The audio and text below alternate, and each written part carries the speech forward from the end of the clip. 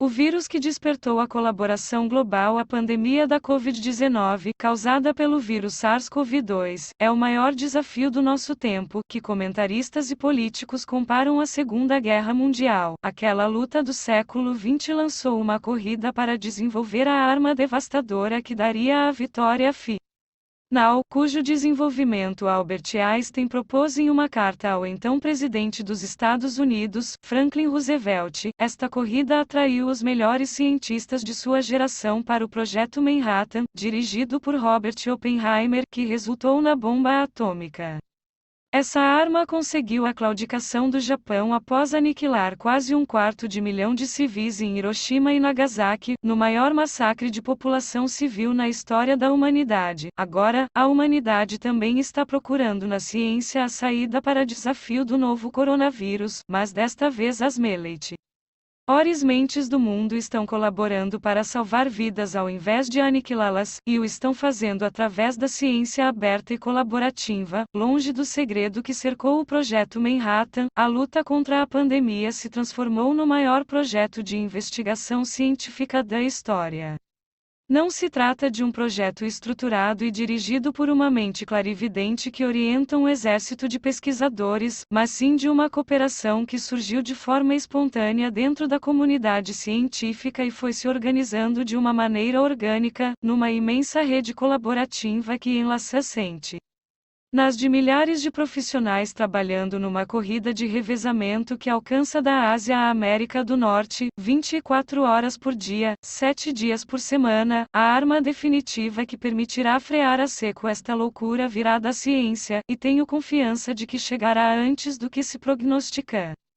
A cada jornada compartilham entre si uma média de 200 novos artigos científicos sobre a Covid-19, e já foram acumulados mais de 6.500 trabalhos. Covid19primer.com. Este ritmo de publicação duplica o dedicado a todas as demais doenças humanas juntas e é o triplo da difusão de textos sobre a mudança climática, considerado o maior desafio de nosso tempo. Este esforço já gerou uma série de resultados que informam sobre a resposta à pandemia e apontam soluções concretas. As análises genômicas estabeleceram a origem do vírus e sua relação com outros beta-coronavírus, os de morcegos e os que produziram as epidemias da SARS-1, há 15 anos, e da MERS, uma década mais tarde. Essas análises revelaram proteínas funcionais quase idênticas entre o SARS-CoV-1 e o SARS-CoV-2, identificando claramente o alvo para as vacinas, ou seja, atacar o mecanismo de entrada nas células humanas, e a proteína responsável pela inflamação que leva à pneumonia, que é quase idêntica a uma proteína da SARS-1, alvo para as terapias. Essas semelhanças e a análise estrutural destas e outras proteínas levaram, com base em sistemas de inteligência artificial, à identificação de uma série de fármacos já aprovados para o em humanos para tratar outras doenças e que poderiam ser úteis como terapia contra a Covid-19. Este esforço levou a lançar 411 análises clínicas registradas até o momento, que estão avaliando pelo menos 50 desses compostos, individualmente ou em diferentes combinações. Os sistemas de inteligência artificial estão guiando também o desenho de vacinas para serem testadas in silico, ou seja, em modelos de computador, antes de iniciar ensaios com ratos. O desenvolvimento de organoides, atividade liderada em nível global pelo cientista espanhol Juan Carlos Espizue na Espanha por Núria Montserrat, ex-integrante da equipe de Espizue, permite testar esses tratamentos em modelos mais relevantes para o tratamento em humanos. Este desenvolvimento não teria sido possível sem a pesquisa com células-tronco humanas, que, por causa de um veto da Holanda por motivos religiosos, não pôde ser financiada com recursos dos fundos científicos europeus. Nos campos da estatística e matemática aplicada, trabalha-se no desenvolvimento de modelos que permitam predizer as trajetórias futuras da epidemia e sua resposta a intervenções de mitigação, como o confinamento e a suspensão dessas medidas. Esses modelos indicam que as medidas rigorosas de confinamento, como as adotadas na Espanha, diminuem em 80% a taxa de contágio e contribuíram para reduzir notavelmente o número de mortos. Tais modelos desempenharam um papel fundamental na decisão sobre estratégias de saída do confinamento que permitam a volta à normalidade, protegendo os mais vulneráveis. Também ajudam a aproximar o percentual de imunização da população, que atualmente poderíamos situar em torno de 15% ou 20% para a população espanhola. As análises genômicas, com dados de mais de 5.700 genomas sequenciados de indivíduos isolados obtidos em vários países, permitiram identificar quase 60 variantes, por mutações, do vírus original. Essas variantes permitem reconstruir os caminhos de propagação da China para o resto da Ásia e a Europa e posteriormente a América, e poderiam ajudar a explicar as diferenças de mortalidade entre regiões.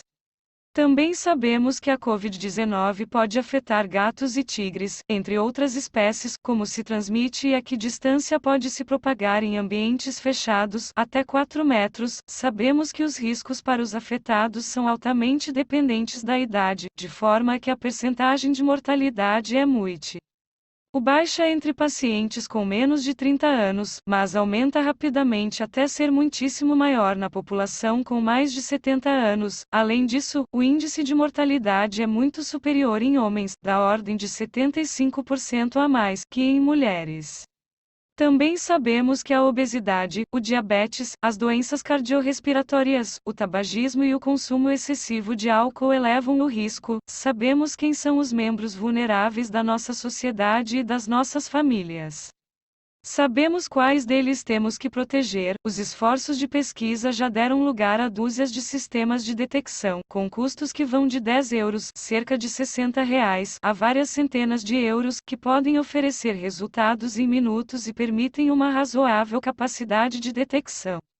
Estas novidades abrem as portas à aplicação de exames generalizados, o que é a chave para permitir a saída ordenada e segura do confinamento. É possível inclusive monitorar a carga viral de toda uma cidade através de análises em águas residuais, uma aproximação muito promissora para fazer estimativa da realidade diante da impossibilidade de testar repetidamente toda a população. O maior projeto científico até a Covid-19 teria sido o experimento que confirmou a existência do bóson de Higgs, que envolveu cerca de 2.000 pesquisadores e exigiu a construção do grande colisor do Hadrons no CERN-Para realizar o experimento científico mais caro já realizado pela ciência, R$ 100 bilhões pelo câmbio atual. Pois bem, as instalações do CERN também estão servindo à luta contra a Covid-19, com o desenho de um ventilador capaz de aliviar os problemas respiratórios de pacientes com sintomas moderados.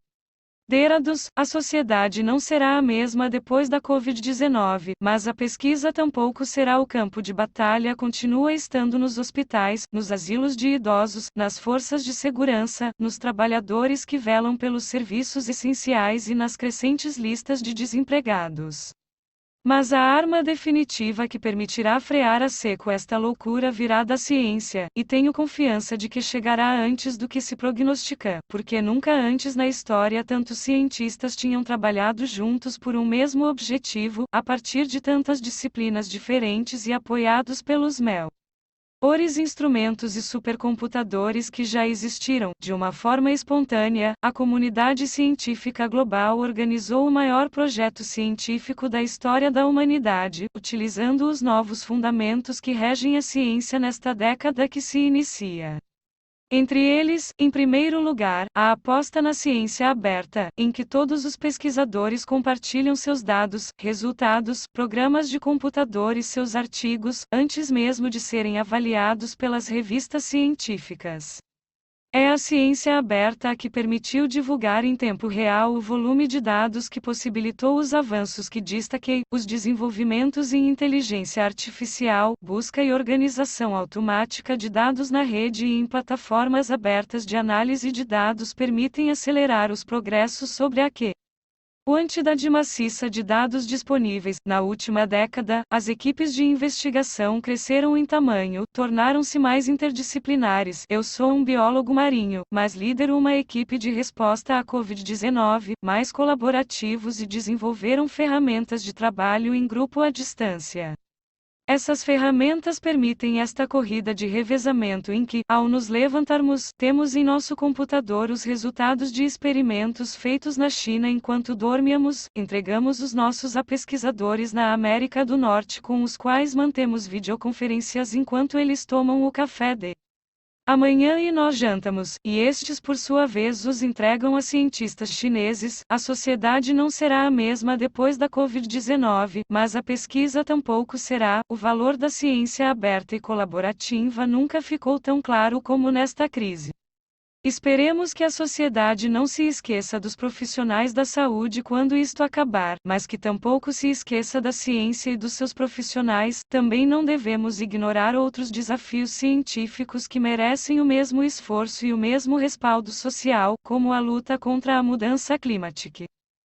A proteção da biodiversidade e a realização dos Objetivos de Desenvolvimento Sustentável, da minha casa, que virou meu laboratório, às 20 horas, hora em que concluo este texto. Quero aplaudir hoje a comunidade científica internacional. Todos os dias, às 20 horas, os espanhóis dedicam um aplauso aos profissionais sanitários. Não é um aplauso prematuro, porque sei que serão eles que colocarão um fim nesta guerra, com uma vitória que, pela primeira vez, toda a humanidade comemorará unida. Carlos M. Duarte é titular da Cátedra Tarek Ahmed Jufali de Pesquisa Ecológica do Mar Vermelho na Universidade R.